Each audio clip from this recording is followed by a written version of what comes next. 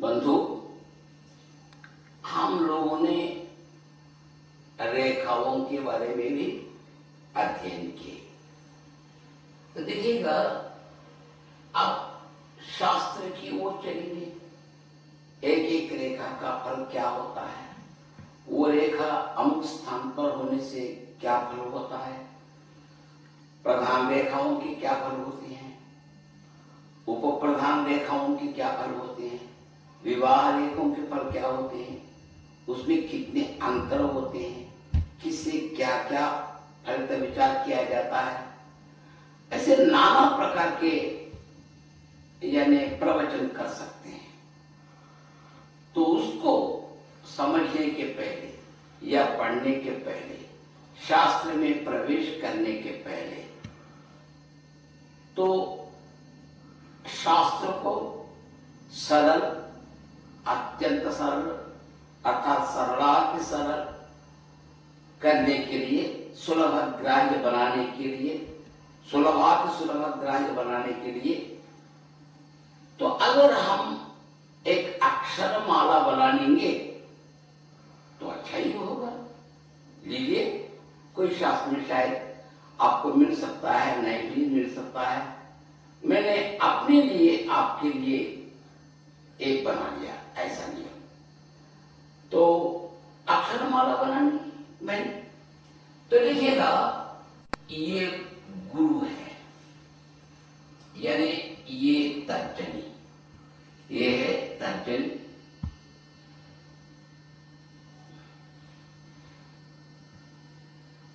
ये गुरु का है,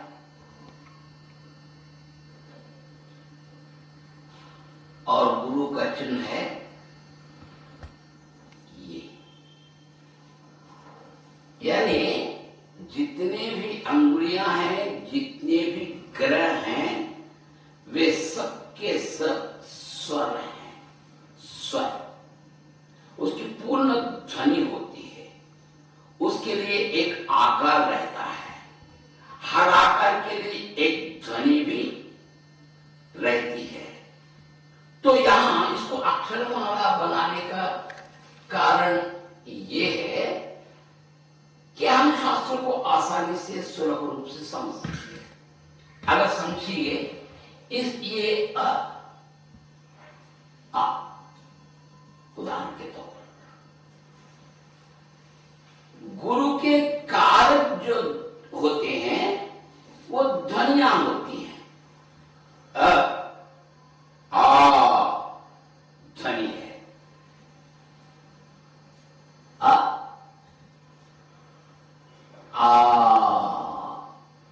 दो। अब इसका स्थान कहां से है, केंद्र बिंदु बनाइए, जीवन रेखा तक ले जाइए, यहां तक गुरु का स्थान है। इसमें जितनी भी रेखाएं दिखाई पड़ेंगे, इस ध्वनि में ही बोलने चाहिए। यानी गुरु के कारक ही उसके लिए लागू होते हैं, उन चिन्हों के लिए, या जो रेखा उसमें बहती है उसके लिए वही कारण होते हैं, वही कारक होते हैं, अर्थात ध्वनियां। समझे कि गुरु प्रधान है वो, राइट। अब ये आगे शनि की ओर, ये है हृदय रेखा।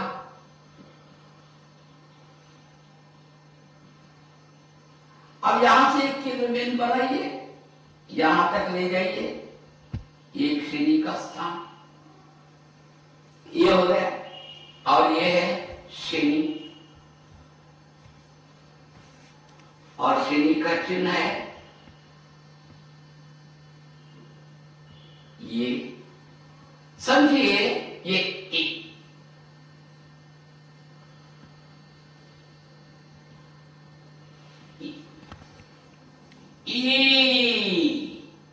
दीर्घ हुई,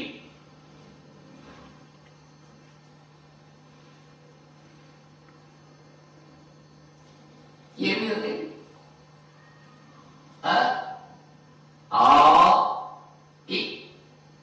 ई। अब ये है सूर्य,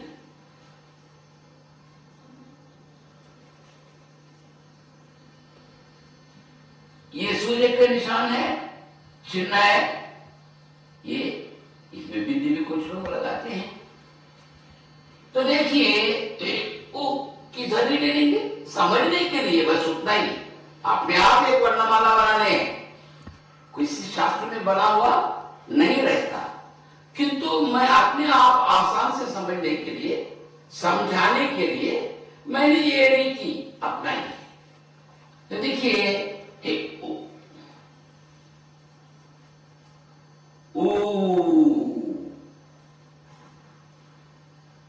अब ये है बुध।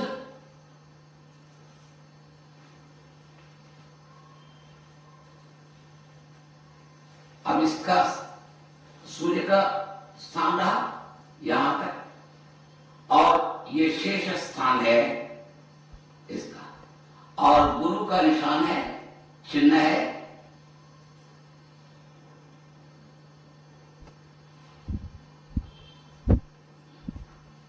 ये गुरु का है, इसको क्या बनाएंगे, लू। तो लू ऐसा लिखते हैं ना, यानी लू, ये लू उसका भी दीर्घ होता है।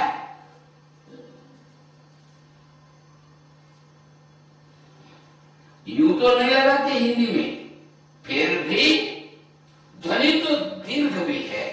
लू, रू, ऋषि, ऋण। मुख सुख के लिए भौगोलिक परिस्थितियों के अनुसार ऋषि बोलते हैं, ऋण बोलते हैं, और कुछ प्रांतों में रू, रू, ऋषि, रुन। रू की ध्वनि कर उरून होना, रुन से उरून होना, माता के ऋण से उरून। इस चिन्ह से, हमारे चिन्ह से भी उनके चप्पल भी बनाएंगे। माता के ऋण से उरून नहीं हो सकते हैं। उरून का अर्थ होता है ऋण से विमुक्त होना। ये दीर्घ ध्वनि है। कभी कभी इसके लिए प्लुत भी लग जाता है, जबकि 3 शाखाएं आते हैं। प्लुत का मतलब 3 का ब्रैकेट में लगाकर हम क्या करते हैं, यूं लगाकर गन, ट्रिपल, ये चिन्ह लगाते हैं हम।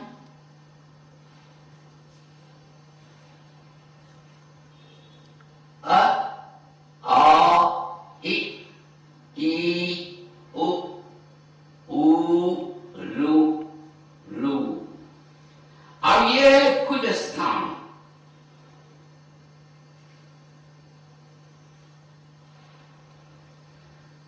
इनको हम लोगों ने 3 भागों में बांट दिया समान रूप से। एक ए, आई, ए, आई,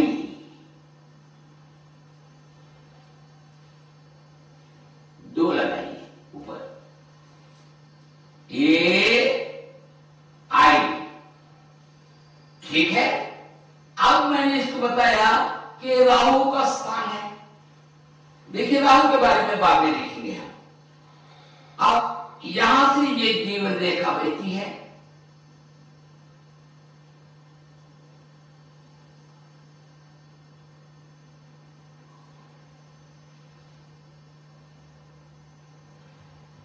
ओ,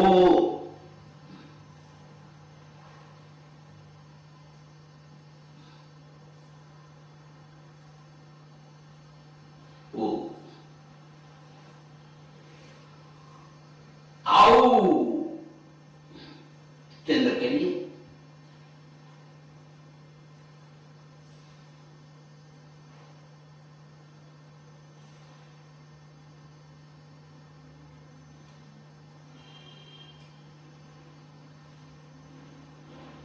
एक रेखा पर 2 आ जाए।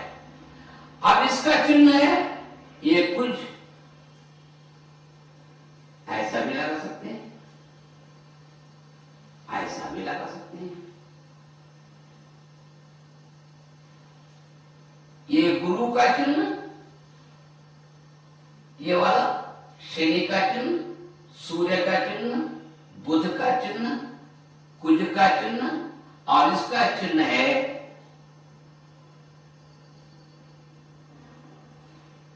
ये वाला, और ये है शुक्र ग्रह।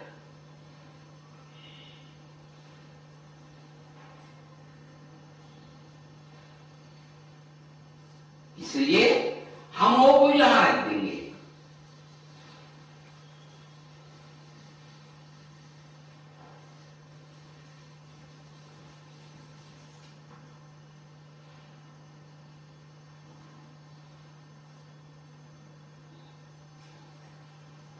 ये लगाएंगे, और ये आउ दो आगे, ये चंद्र है, चंद्र के चिन्ह ऐसे होते हैं, ऐसा भी होता है, ऐसा भी होता है, और ये है चंद्र।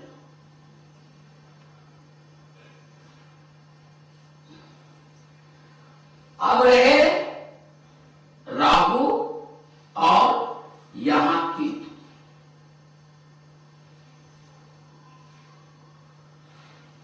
ये राहु है, ये है केतु।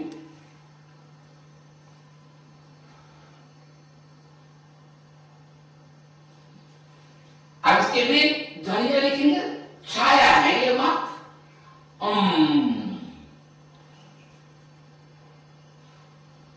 अक्षर के ऊपर अब इसका ले लेंगे आहा, यानी अक्षर के बाल लगाते हैं, ये वाले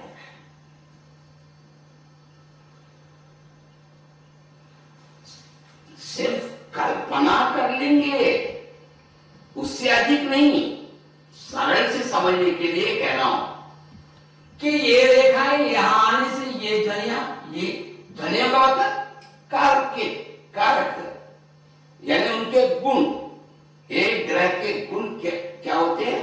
कारक होते हैं। वे कारकों का अमल होता है, उसका प्रयोग होता है, उसका प्रभाव इस स्थान में जो रेखाएं होती है वो होती है। ठीक है, ये गुरु, शनि, सूर्य, बुध, कुज, चंद्र, शुक्र, केतु, राहु, पूरे ग्रह आगे 9 के 9 आगे।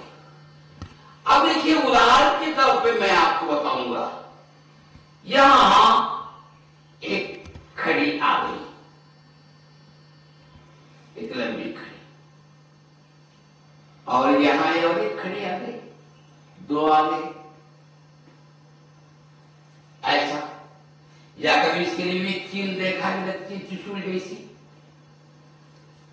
तो यानी यहां जो खड़ियां आई हैं, जो ऊर्ध्व रेखाएं आई हैं, यहां गुरु का प्रभाव होता है, भक्ति होता है, गौरव होता है, अच्छी पदवी पर व्यक्ति होता है, जहां कहीं जाए गौरव ही गौरव, थोड़ा अहंकार भी होता है, आत्माभिमान अधिक होता है।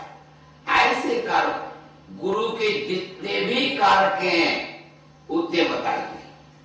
अगर ये बहुत उभरा है, इसके पहले मैंने इस प्रकार बताया, उसको अत्यधिक ले जाइए। यानी अगर ये समतल में रहे गुरु का स्थान, तो गुरु के एकदम स्वस्थान में है समझना चाहिए, गुरु प्रधान व्यक्ति समझना चाहिए, और उन कारकों का लागू समरूप से हो रहा, समपात से हो रहा। ये अंगुली गुरु ग्रह से, यानी सर्वे सर्वत्र वायु मंडल में पूरे ग्रह कारकों के चिन्ह या किरणें आती हैं। ये अंगुली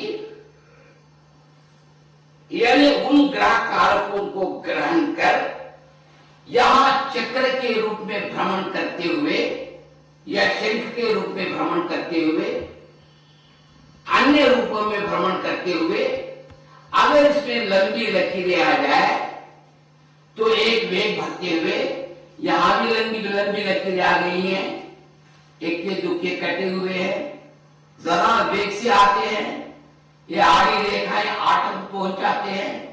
फिर भी अगर ये आतंक रेखाएं नहीं हो तो पूरे वेग से आकर गुरु ग्रह कारकों का एकदम पाक करता है, उस पर डाल देता है, यानी ये गुरु ठीक है।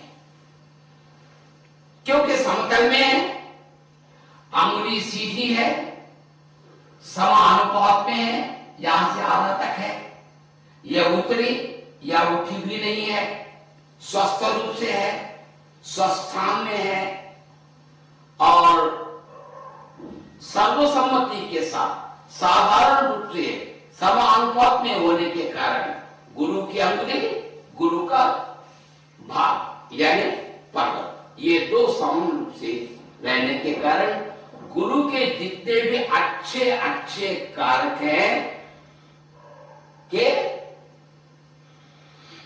इनके लिए लागू होते हैं। अर्थात ग्रह का अनुग्रह है उस व्यक्ति पर। अब छोड़िए ये शनि, तो केवल एक ग्रह के कारक ही नहीं वायुमंडल में, पूरे जितने भी ग्रह हैं, जितने भी नक्षत्र हैं, पूरे कारकों के कारक रहते हैं, यानी किरणें रहती हैं। बस उस बटन को दबा देंगे, उस चैनल को ऑन कर देंगे, बस उसी को ग्रहण करता रहता है। और ये चैनल जो है शनि, केवल शनि के कारकों को ग्रहण कर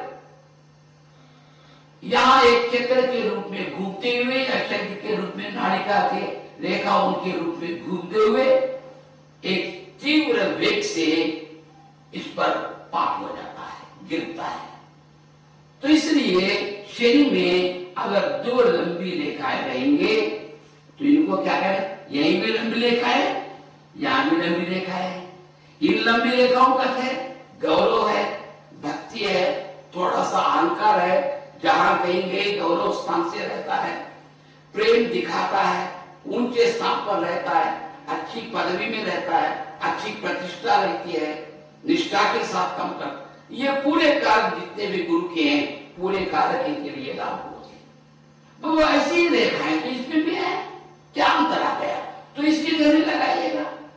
यदि शनि के कारक ही, यहाँ ई का मतलब ये नहीं, ई ध्वनि समझे भैया, बाकी रेखाएं सब एक तरह से होती हैं। ये भी ऊर्ध्व रेखाएं, ये भी ऊर्ध्व रेखाएं, ये भी ऊर्ध्व रेखा, ये भी ऊर्ध्व रेखा, यहां भी ऊर्ध्व रेखाएं होती है, यहां भी ऊर्ध्व रेखाएं होती है, यहां भी ऊर्ध्व रेखाएं, सर्वे सर्वत्र ऊर्ध्व रेखाएं होती है। ध्वनियों में अंतर होता है, उसमें कोई अंतर नहीं है। समझो कि ये जीवन रेखा है, रेखा एक ऐसी है, इसको यहां लगाइए, जीवन रेखा बन गई।